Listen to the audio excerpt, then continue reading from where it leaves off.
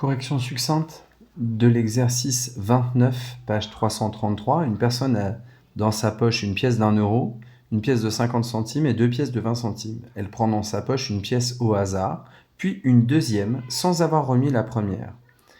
On sous-entend bien sûr ici que les 4 pièces dans la poche ont autant de chances d'être choisies, puis quand on piochera deuxième fois la pièce, les 3 pièces restantes auront autant de chances d'être choisies. On nous demande de modéliser cette situation par un arbre. Pour réaliser un arbre qui modélise cette situation, je vais successivement imaginer ce qui peut se passer lorsque je pioche une première fois une pièce dans la poche et une deuxième fois.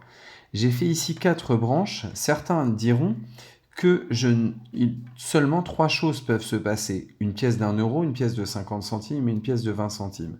Néanmoins, je vais ici considérer de manière différente les 2 pièces de 20 centimes.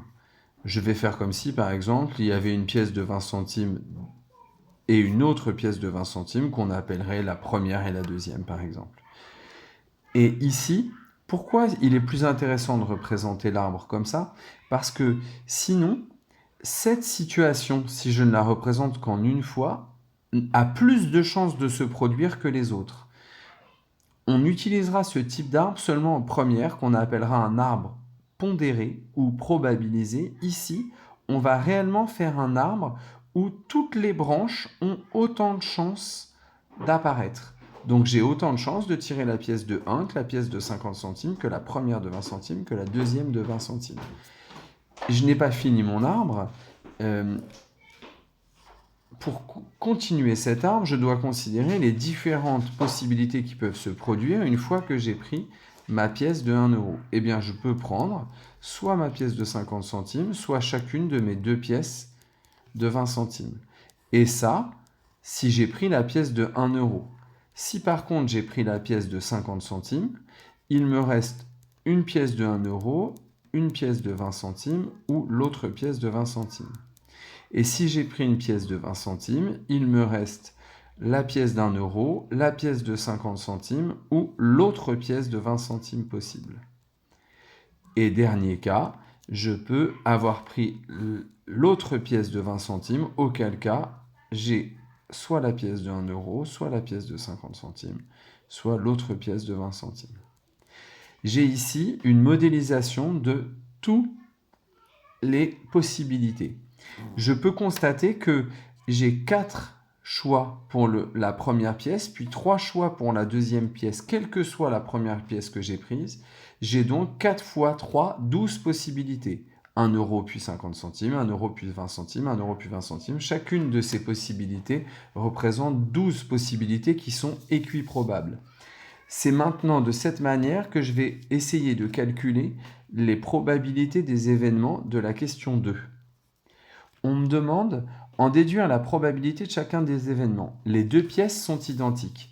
Eh bien, sur toutes ces possibilités, quelles sont celles où les 2 pièces sont identiques? Ici, il ne peut pas y en avoir car il n'y a qu'une pièce d'1 €. Ici, il ne peut pas y en avoir car il n'y a qu'une pièce de 20 centimes. Nous avons une situation ici, 20 centimes et encore 20 centimes, et une situation ici, 20 centimes et encore 20 centimes. On a donc la probabilité de l'événement A qui est égale au nombre de manières de tirer 2 fois de suite la même pièce qui est 2 sur le nombre total de manières de tirer les 2 pièces qui est 12. J'obtiens 2 douzièmes, c'est-à-dire 1 sixième si je veux simplifier la fraction. Et je la laisse sous forme d'une fraction. Je ne vais pas l'écrire ni sous forme de pourcentage, ni sous forme de nombre décimal. Ce qui d'ailleurs ne tomberait pas juste car 1 sixième est une fraction non décimale. Les 2 pièces sont différentes.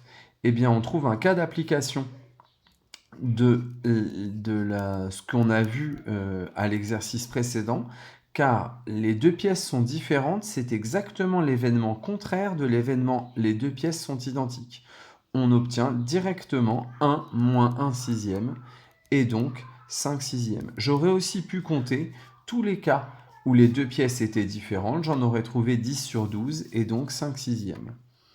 Ensuite, P de C, la somme totale est de 70 centimes. Donc, je dois chercher toutes les situations où la somme totale est de 70 centimes. Ici, j'ai 1,50 €, 1,20 €, 1,20 €, 1,50 €, 1,20 €, 1,50 €, pardon, 70 centimes ici, 70 centimes ici, 70 centimes ici et 70 centimes ici. J'ai exactement 4 possibilités pour obtenir 70 centimes. Sur les 12 au total, j'obtiens 4 sur 12, c'est-à-dire 2 sixièmes, c'est-à-dire 1 tiers, que j'aurais pu obtenir directement en disant 4 fois 1 sur 4 fois 3. Et enfin, la somme totale est inférieure à 1 €, qui est l'événement D. La probabilité de D est donc égale à toutes les situations où la somme totale est supérieure à 1 €. Ils n'ont pas dit supérieur strictement, ils ont dit supérieur à 1 €. Néanmoins, de toute manière, 1 € exactement ne peut pas se produire. Donc finalement, je vais chercher tous les cas où la somme est supérieure à 1 €. J'ai ici 1,50 €, 1,20 €, 1,20 €, 1,50 €, ça m'en fait déjà 4. 70 non, 70 non. 1,20 €, 5. 70 non, 70 non. 1,20 €, 6. J'ai donc 6 chances sur 12. J'ai une probabilité de 6 douzièmes, c'est-à-dire un demi, d'avoir une somme supérieure à 1 €.